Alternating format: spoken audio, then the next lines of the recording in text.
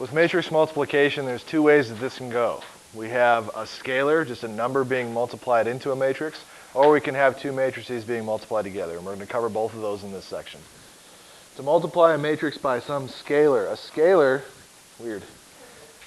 scalar is just some number, like a constant, like 3 or 2 or a half or something like that. A scalar k, some number times a matrix. So that's what this is trying to tell you right here, some number times a matrix. What happens? Yeah, basically the k, the constant, or that scalar gets distributed in to every single element in the matrix. And it doesn't matter what the dimensions are, this is always true. So for example, if the matrix R, remember our matrices are defined by a capital letter, R equals this matrix, find 5R. What that means is 5R equals 5 times the matrix R, which is 0, 3, 2, negative 4. And all we have to do is distribute that 5 in and multiply that 5 times each element. So 5 times 0 is still 0. 5 times 3 is 15. 5 times 2 is 10. 5 times negative 4 is negative 20. And that's your answer. Just like in the last section, we have some properties of multiplication that we can talk about, and we'll revisit this sort of looking table in a little while. We have the associative property of multiplication. That just means you can multiply in any order, usually with associative property. And if we have two scalars being multiplied together times a matrix, you could actually multiply one of those scalars in first and then multiply the second one in second. The multiplicative identity property says if I multiply the scalar 1 times a matrix, I'm just going to get the exact same matrix back. Identity again means you get exactly the same thing in return. The multiplicative properties of 0. There are two here. 0 times, so 0 as a scalar times a matrix gives you, what is that? It's the O, which represents the what? 0 what? This is not a 0, this is an O. The 0, yeah, it's the 0 matrix, okay? So if I multiply a scalar of 0 into my matrix, I'm going to get a 0 matrix. That should make sense. If I have a scalar times a 0 matrix, anything times 0 is 0, so I'm multiplying in some scalar, and I'm multiplying times 0 every time, so I'm just going to keep that 0 matrix. Left scalar distributive property. Down the road, we're going to discover that actually it is important to say which way you're multiplying. Left scalar means we're multiplying a scalar in on the left side. And notice that it basically works just like the distributive property. K times the matrix A, K times the matrix B, Ka plus Kb. Right scalar distributive property, so if that K was on the right-hand side and we were distributing this way instead, we'd still have Ka plus Kb. It doesn't matter on this one so much with the scalar, but later on when we're multiplying matrices together, the direction that you're distributing does matter. So we have to be very careful about that. That's why it's divided out. So, nice example here. If A equals this matrix and B equals this matrix, find negative 6B plus 7A. So I can do negative 6B just by, as I'm writing this down, negative 6 times each one of these things.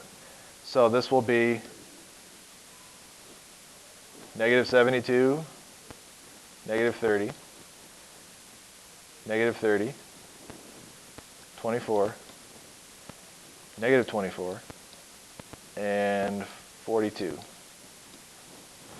Plus, so that was this guy. Now I'll do the 7a. So 7 times negative 5 is negative 35. 7 times 3 is 21. 7 times 6 is 42. 7 times negative 8 is negative 56. 7 times 2 is 14. And then 7 times 9 is 63. So that's scalar multiplication. And now we have addition going on. And what do we need to check to make sure we can add? And do the dimensions match? This is a, what dimensions on this matrix? row, then column. There's 3 rows, 2 columns. This is a 3 by 2. This is a 3 by 2. It's always row first, then column. Everything we do is row first, then column. So both of these dimensions match, so we can add them together. When we add them together, we get a 3 by 2 matrix. It's negative 72 plus negative 35. What is that? Okay, negative 107. Moving across, negative 30 plus 21.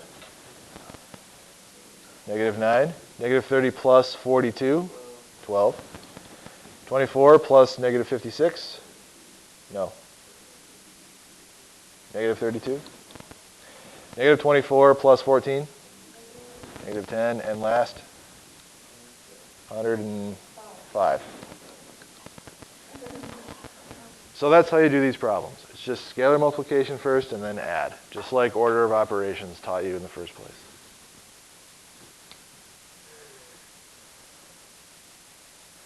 So what is the solution of 2 capital X plus 3 times this matrix equals this matrix? What is this right here? Of what?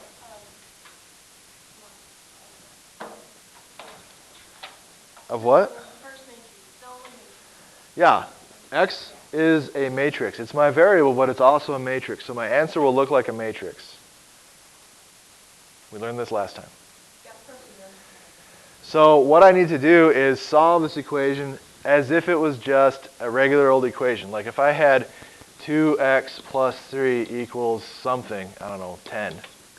The first thing we would do is subtract 3 from both sides, and then we would divide by 2, right?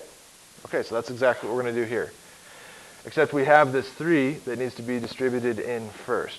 So the first thing I'm going to write is 2x, that's a capital X, plus the matrix 6, negative 3, 9, 12, equals the matrix 8, 5, 11, 0.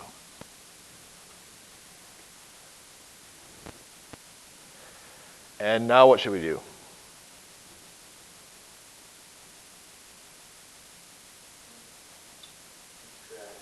Subtract this matrix so that we can start getting this matrix by itself. So I'm subtracting this matrix from both sides.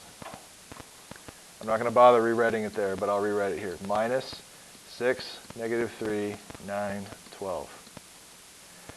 When I do that, I have 2x left on the left-hand side equals, how do we subtract these matrices?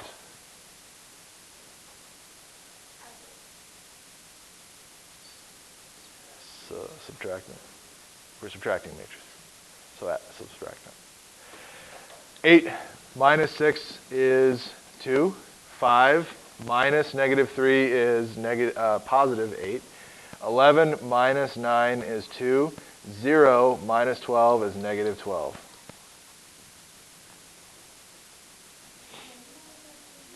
Okay, you could divide by 2, but we don't know how to divide a matrix by 2. So instead we can multiply both sides by, if I multiply both sides by 2, then this turns into 4x. Multiply by 1/2. 1/2 times 2 is just x. And now I have a scalar of 1/2 times this matrix, so I send that in. 1/2 times 2 is 1. 1/2 times 8 is 4. 1/2 times 2 is 1. 1/2 times negative 12 is negative 6. So the answer, x as a matrix, is that matrix right there. That's your answer. So that's how you do these problems. So that was scalar multiplication.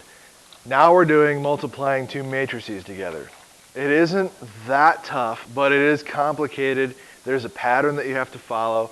It can be tricky, but it's not that big a deal. You just have to remember row first, column second. Okay? That's the main thing. Now, before we get into actually multiplying matrices, I want to teach you the background that has to go on before you can actually multiply matrices, and that's what's going on here. Multiplying matrices together is different than multiplying a matrix by a scalar. It's way different. It's more different than anything you've ever done.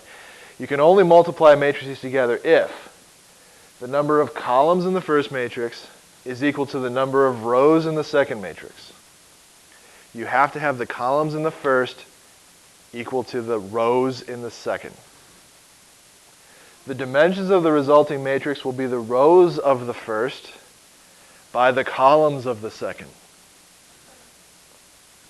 So for example, if I have a matrix A that's a 2 by 3 matrix, so how many rows does this matrix have? 2. How many columns? 3. And another matrix that's a 3 by 5 matrix, how many rows does this one have? 3. And how many columns does it have? 5. Do the rows, the column of this one matches the row of the second one, okay?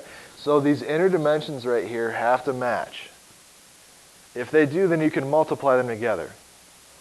And the dimensions of your result, when you multiply A times B, the dimensions of the result will be the other two dimensions, 2 by 5. So if I multiplied these two matrices together, I would wind up with a 2 by 5 resulting matrix.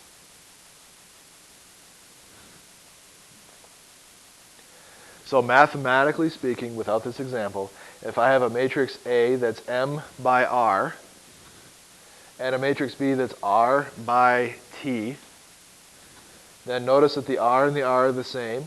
So A, M by R times B, R by T, these are the same.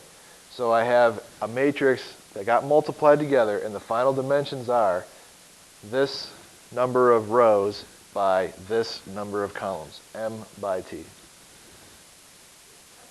No, it's not too bad. That's what you have to remember every time you multiply matrices together. I need those inner dimensions to match. Then the outer dimensions are the result. So determine if the matrices can be multiplied. And if they can be multiplied, state the dimensions of the product. So let's look at A and B here. Can these be multiplied? Yes, because the inner dimensions here, the number of columns in A and the number of rows in B, match. So they can be multiplied, and our result will be a 3 by 2 matrix. How about the next one to the right? Can we multiply those together? Nope. So that's not possible. And how about M and N?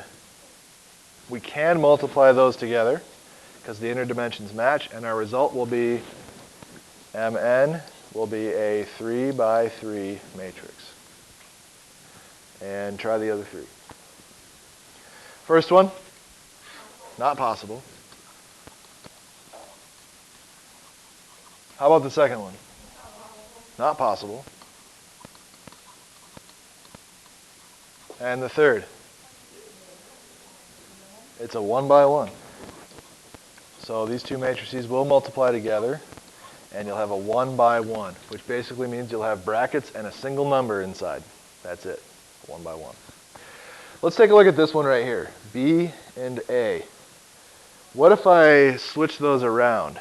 Instead of doing B times A, I did A times B. Could I do that? Yeah, and the dimensions of that matrix would be a 3 by 2. That's right.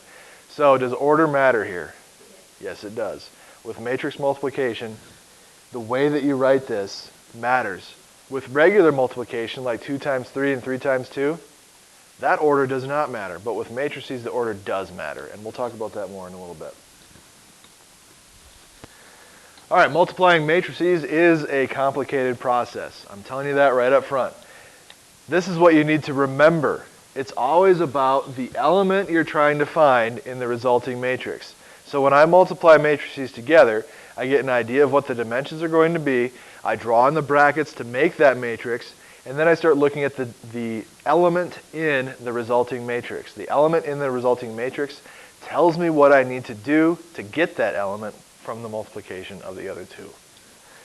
The element in the mth row and rth column of the new matrix is the sum of the products of the corresponding elements in the row M of matrix A and the column R of matrix B. That's the words, and they're confusing. What this means is I have a 2 by 2 matrix, right? 2 by 2. And here I have a 2 by 2, which means I can multiply these together. My resulting matrix will be a 2 by 2. So I'll draw in my matrix. I know it's going to be a 2 by 2. For you guys, this will be a pretty good size, but for me, I'm going to need a bigger matrix. This is still a 2 by 2. I just needed to make it bigger. Okay, now, the element in the mth row and rth column of the new matrix. This is the new matrix right here. So if I want to find this element right here, right, because we have 4 of them. There's another one, and there's one there, and there's one there, right? There's 4 elements in this matrix. This element right here is in the mth row and the rth column. So what row is it in? 1, and the column is 1. So it's in the first row, first column. This is going to be the sum of the products of the corresponding elements in the row M of matrix A and column R of matrix B. Remember, row first, column second. So row first, column second. Now it's the sum of the products of corresponding elements. So that means I'm going to multiply the corresponding elements. This times this is AE. Let me change my color here. AE plus this times this, BG. That sum gives you that first element. Let me erase these little circles. To get this element, we're still in row 1, but now we're in column 2. So in my first matrix, I'm looking at row 1. In my second matrix, I'm looking at column 2. Notice that if I took these two matrices right here and I put one on top of the other, I would have A and B circled, and here I would have B and D circled. I'd have this element right here circled. Or if I took this matrix and I put it on top of this one, I'd have this row and this column circled. Over here, I'd have this row and this column circled. Notice the only element that I'm circling twice is this one right here. That's kind of how you remember which one is how to do this.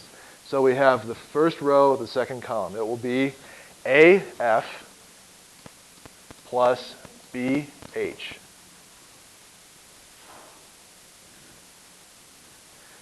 Let me erase those circles. We'll move on to the next element, this one right here. This is now in row 2, column 1. So in the first matrix, row 2. In the second matrix, column 1. C times E plus DG.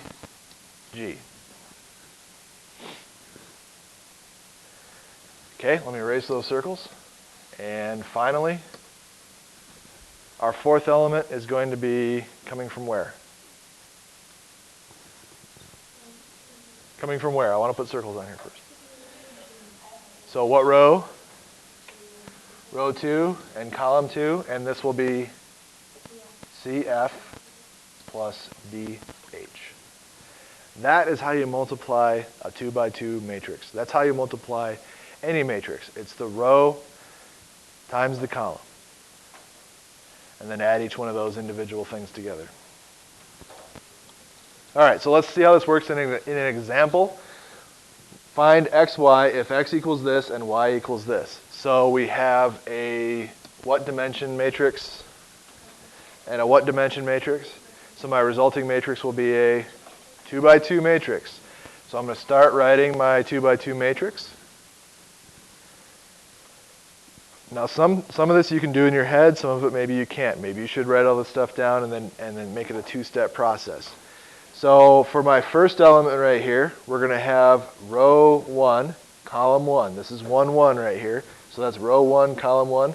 So it'll be 6 times negative 5, which is negative 30, plus negative 3 times positive 3, which is negative 9. Row 1, column 2. So I'm looking for this element right here. Row 1, column 2. 6 times negative 4 is negative 24, plus negative 3 times positive 3 is negative 9. Did I screw up that first one? Yeah, I did. Sorry. 6. No, I didn't. Wow. I have no faith today. So this becomes 6 times negative 4 is negative 24. Negative 3 times 3 is negative 9.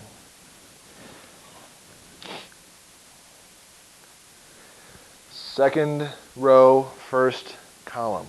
So second row, first column. Negative 10 times negative 5 is positive 50. Negative 2 times positive 3 is negative 6. Last element, second row, second column. So second row, second column. Negative 10 times negative 4 is positive 40. Negative 2 times positive 3 is negative 6. Simplify that down and you get negative 21, negative 33, positive 44, positive 36. There's your answer. Matrix C is a, what? 2 by 2. Matrix D is 2 by 2, so our result will be 2 by 2. So as you get more practice with this, you can just do this stuff in your head and just write down the answer. We don't have a whole lot of practice with this right now. My math skills are awful today, as I've already demonstrated a few times. So I'm going to go ahead and write this down, just so I don't make any mental mistakes. First element, first row, column 1, row 1, column 1. So row 1, column 1, we have 5 times 2, which is 10. 9 times 6 is 54. Row 1, column 2, right here. So we need row 1, column 2 up here. That's negative 5 minus 45. Row 2, column 1. So row 2, column 1, negative 6 minus 12. And then we have row 2, column 2. So row 2, column 2, 3 plus 10. Now you add those things together, and you get hopefully 64, negative 50. Thank you. My confidence is sort of restored. All right, next problem. Can we do this? Is this even possible? Not possible? What are the dimensions on this? It is a 2 by 4. What are the dimensions on this? It is a 4 by 2. Can we do this? Yes. Our dimensions will be 2 by 2 when we're done. That's right. Yes, we do need to. No, we can't just do anything. Pretty sure. No. No. No. It will, but I want you guys to do this first. All right? You got to learn it by hand before you can appreciate the calculator. I'll teach you how to do it on a calculator in a little while. Can we check our answers on it? No. Here we go. Shh. In order to do this, we know we're going to wind up with a 2 by 2. So that means I'm going to have an element here, here, here, and here. For this element right here, that is row 1, column 1. So to get that element, I need to multiply all of the corresponding elements in row 1 times column 1 and add those numbers together. So that means 2 times 6, which is 12. 5 times negative 7, which is negative 35. 3 times 2, which is 6. And negative 1 times negative 1, which is positive 1. That sum will give me that first element. Yeah, those are all pluses and minuses in there. Now to get the second element, that's still first row. Now it's second column though. So we have 2 times negative 3, which is negative 6. We have 5 times 1, which is positive 5. And then we have 3 times 0, which is 0. Negative 1 times 0, which is 0. So that's all we have to write down there. For this element right here, we have second row, first column. So now we're here and here. Negative 3 times 6 is negative 18. 1 times negative 7 is negative 7. 8 times 2 is positive 16. And negative 3 times negative 1 is positive 3. Finally, second row, second column here. So second row, second column. Negative 3 times negative 3 is positive 9.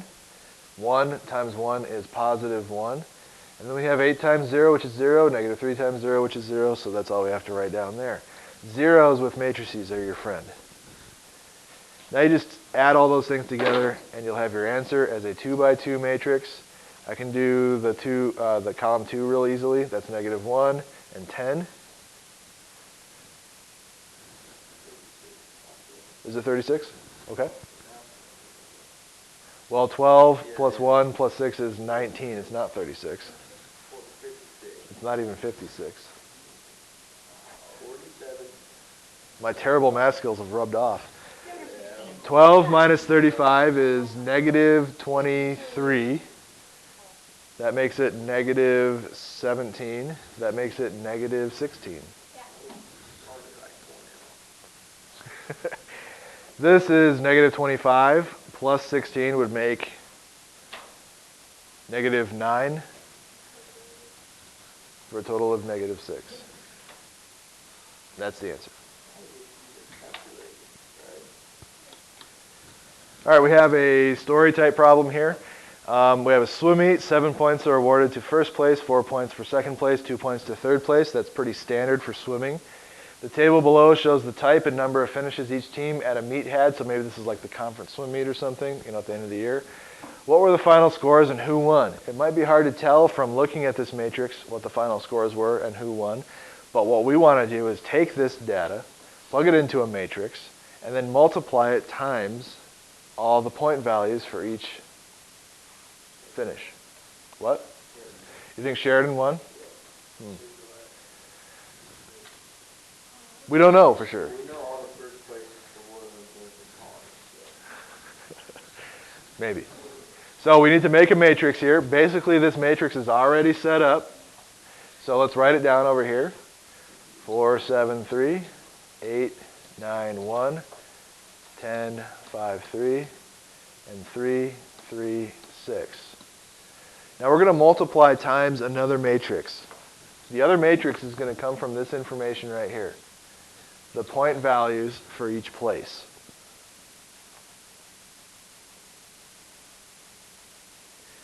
What are the dimensions of this matrix that we have right now?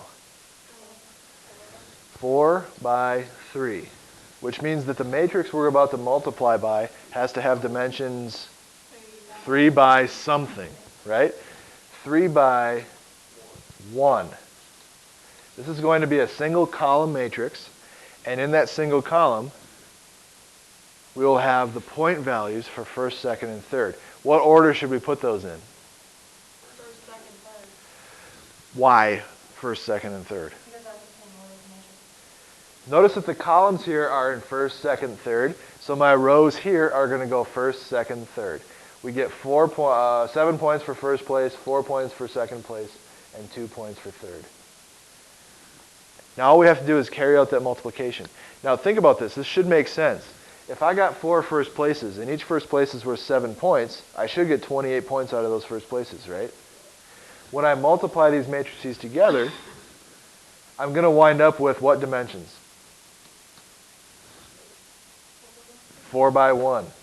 I'll have 4 rows and 1 column. So I'm going to have a matrix that looks like this. This top position will correspond to what? It'll correspond to Warland, and then Gillette, and then Sheridan and Riverton. To get the total points that Warland scored, I'd have to multiply 4 first places times 7 points, 7 first places times 4 points, 3 first places times 2 points, and that's exactly what matrix multiplication tells me to do. This element times this element, plus this element times this element, plus this element times this element. So 4 times 7 is 28. Let me get rid of this second bracket here. We have 28. 7 times 4 is 28. 3 times 2 is plus 6. Then we have 8 times 7, 56. 9 times 4, 36. 1 times 2, 2. And we'll continue doing that through the rest. What do we get for Sheridan? 70 plus? 20 plus 6. And Riverton?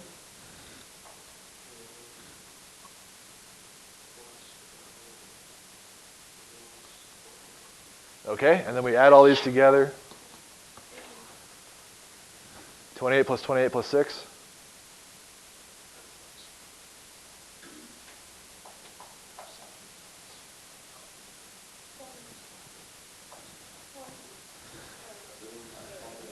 What is 28 plus 28 plus 6? Okay. 94, 96, 45. So who won? Sheridan won.